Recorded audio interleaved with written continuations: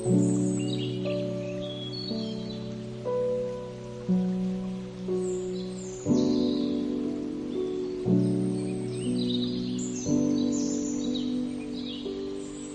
दोस्तों, मेरा नाम है विजय श्रीवास्तव और मैं इस वीडियो में आपको स्क्रीनर के थ्रू मल्टी बैगर स्टॉक कैसे निकालते हैं उनकी लिस्ट आप निकाल सकते हैं और उसके बाद आप फर्दर एनालिसिस करके किस स्टॉक में इन्वेस्ट करना है वो देख सकते हैं। बट ये बहुत ही अच्छा और आसान तरीका है।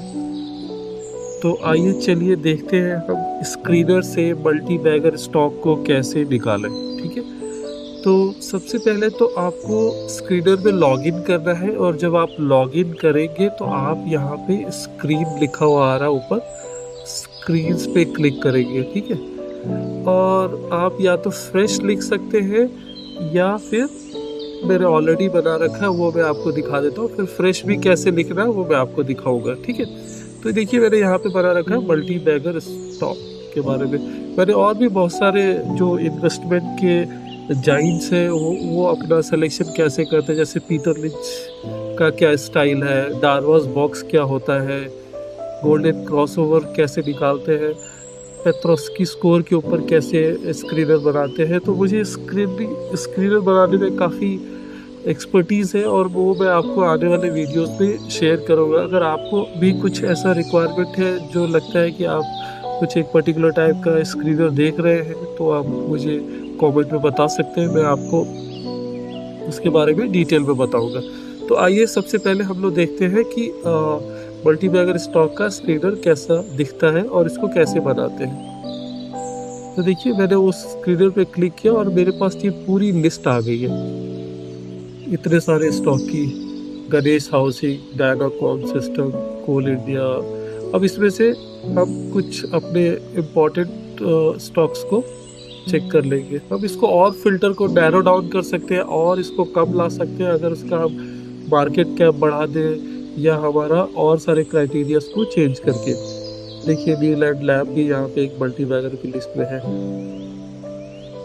तो चलिए देखते हैं कि स्क्रीनर में लिखते कैसे। तो मल्टी बैगर सबसे पहले होता क्या है कि कोई कंपनी अगर लास्ट 3 इयर्स या 5 इयर्स से उसका सेल्स ग्रोथ अच्छा हो रहा है और हर साल उसका सेल्स ग्रोथ जो है 15% से ज़्यादा हो रहा है। ठीक है, दूसरा प्रॉफिट ग्रोथ जो उसका लास्ट 3 इयर्स का है वो 20% से ज़्यादा है।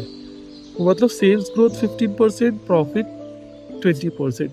और मैंने तीसरा क्राइटेरिया क्या लगा रखा है कि मार्केट कैप इसका 2000 करोड़ से ज़्यादा। मतलब मार्केट कैप जो भी कंपनी जिसका मार्केट कैप 2000 करोड़ से ज़्यादा है वही कंपनी मेरे को चाहिए। इसको मैं बढ़ा के चेंज भी कर सकता हूँ।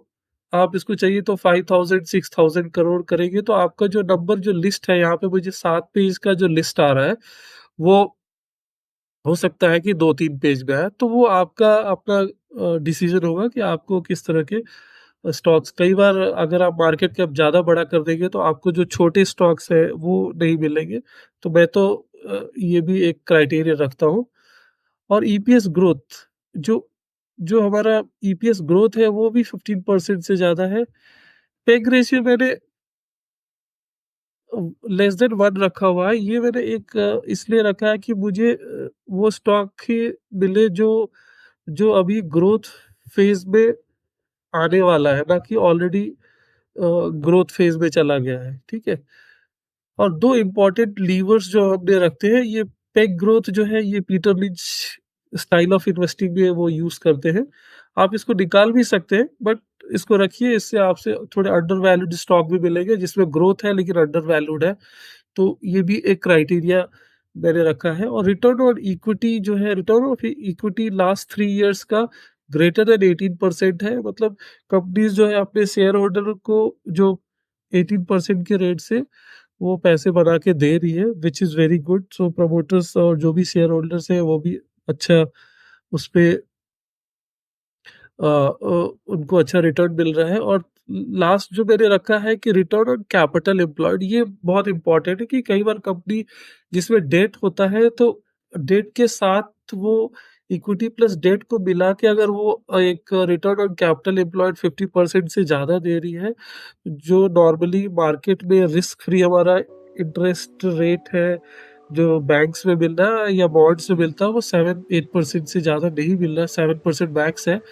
तो अगर कंपनी जो रिस्क फ्री इंटरेस्ट रेट से ज़्यादा रिटर्न दे रही है, डेट को भी एफिशिएंटली मैनेज कर रही है, तो इस तरह की कंपनी मल्टी बैगर बनने के बहुत सारे चांसेस होते हैं। तो मल्टी बैगर की आपको एक, अब इसको रन करेंगे तो आपको मल्टी बैगर की एक लिस्ट बन जाएगी। उसके बाद अब देखिए, ये आपको क्वांटिटेटिव डेटा है, तो इससे आपको एक लिस्ट मिल जाएगी। तो आपका जो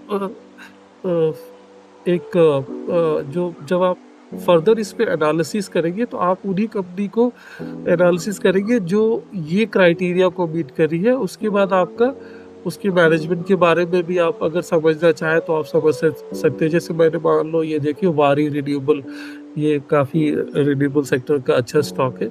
तो अब इसको आप जाके देखिए, इसका return on capital employed 103%, return on equity जो है ये 91% है। तो प्रमोटर होल्डिंग की इज ऑलमोस्ट 74% है।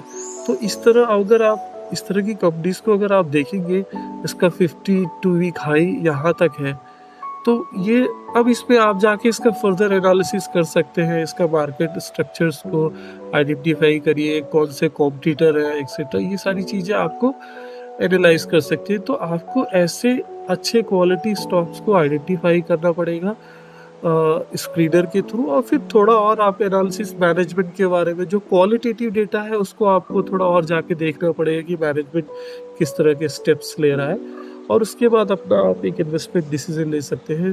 तो इस तरह आप अच्छे क्वालिटी स्टॉक में इन्वेस्ट करके लॉन्ग टर्म में बने रह सकते हैं किसी भी स्टॉक में।